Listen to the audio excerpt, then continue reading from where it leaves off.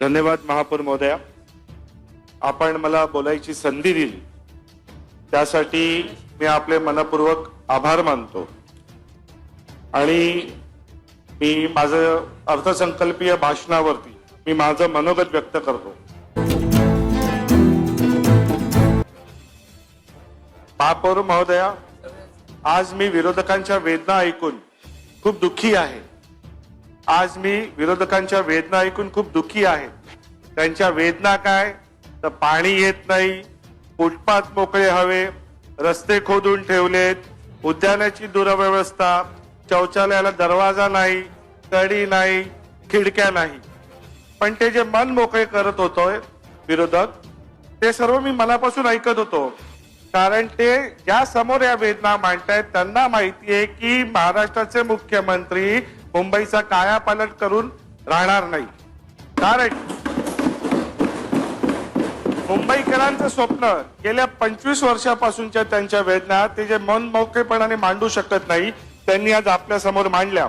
कारण महाराष्ट्राचे मुख्यमंत्री देवाभाऊंच्या नेतृत्वामध्ये महायुती मुंबईकरांचं स्वप्न पूर्ण करेल हा आमच्यावरचा विश्वास बघून मनात महायुतीचा एक नगरसेवक म्हणून मी या सभागृहाचा सदस्य झालो त्याचा मला अभिमान आहे।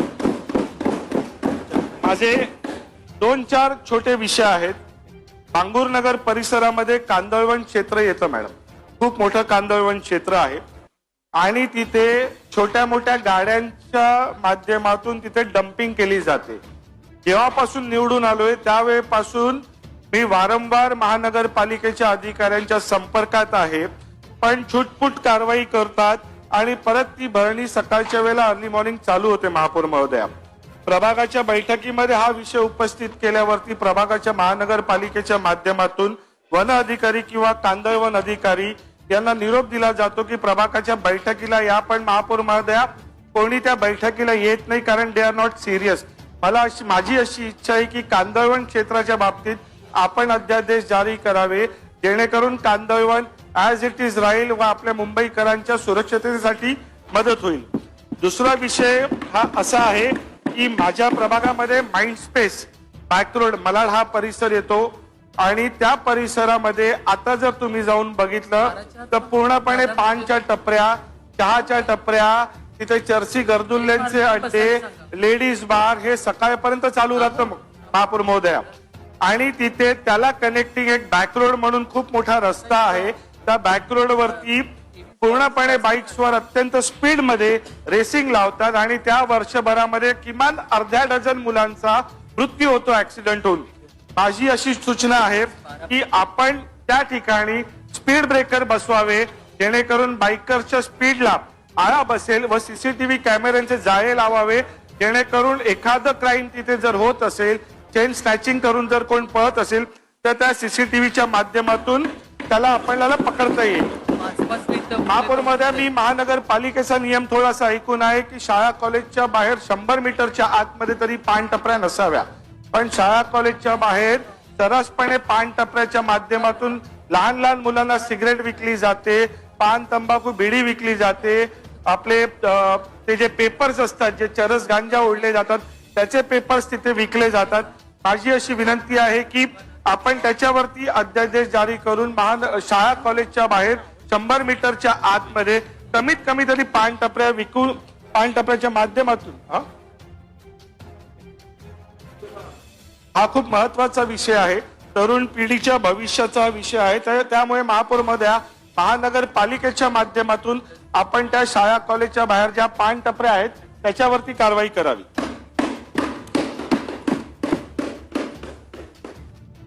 समोर एक सहकारी विरोधिका नगरसेविकांनी डेव्हलपमेंटच्या विषयावरती टीका केली की बिल्डिंग रिडेव्हलपमेंट होते त्यामुळे पोल्युशन होते, पण महापौर महोदया सर्वसामान्य छोट्या मुंबईकराला मोठ्या घरात जर रिडेव्हलपमेंटच्या माध्यमातून घर मिळत असेल तर त्यांनी ते स्वीकारावं की नाही स्वीकारावं?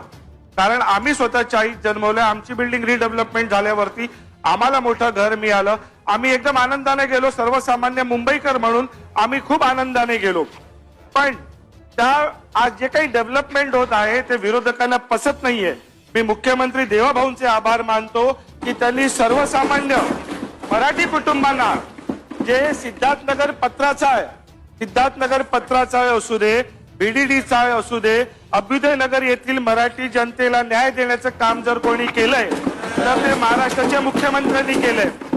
त्यांना जेव्हा बिल्डिंग रिडेव्हलपमेंट होण्याचा त्रास होत होता, पण बँड्राची कलानगरला 2 नंबरचे बंगला जेव्हा बंदत होता तेव्हा त्या लोकांनी का नाही आक्षेप घेतला, हा माझा विषय आहे.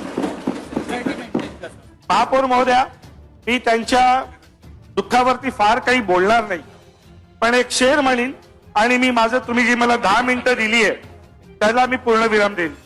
गालिब ता उम्र ये भूल करता रहा, गालिब ता उम्र ये भूल करता रहा, धूल चेहरे पे थी और ये लोग आईना साफ करते रहे. आपण मला बोलायची संधी दिली. मी एक आपले सहकारी नगरसेवक त्यांनी होय महाराजा म्हणून गाराणं घातलं. त्यांचं गाराणं काय होतं, निधी द्या, निधी द्या, निधी द्या. आता मी तो एक गाराणा घालतो, आपण सर्वांनी मला साथ द्या. देवाभाऊंच्या नेतृत्वात मुंबईकरांना कोस्टल रोड मिळाला, होय महाराजा. देवाभाऊंच्या नेतृत्वात मुंबईकरांना अटल सेतू मिळाला, देवाभाऊंच्या नेतृत्वात मुंबईकरांना मेट्रो मिळाली, देवाभाऊंच्या नेतृत्वात मुंबईकरांचा सोयीचा रेल्वे प्रवास मिळाला आणि देवाभाऊंच्याच नेतृत्वात मुंबईचा विकास 100% होणारच. धन्यवाद. आपण मला बोलायची संधी दिली, एक सर्वसामान्य घरातल्या मुलाला संधी दिली. धन्यवाद. भारत माता की जय. वंदे मातरम.